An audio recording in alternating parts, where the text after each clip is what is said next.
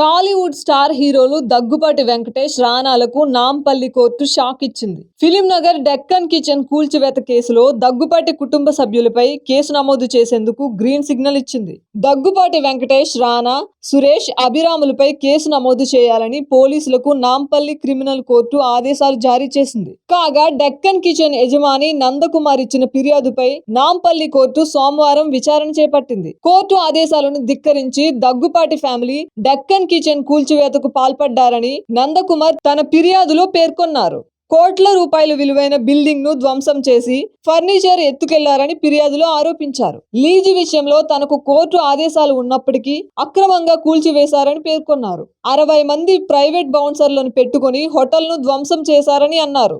దీనివల్ల తనకు 20 కోట్ల నష్టం వాటిల్లిందని చెప్పారు.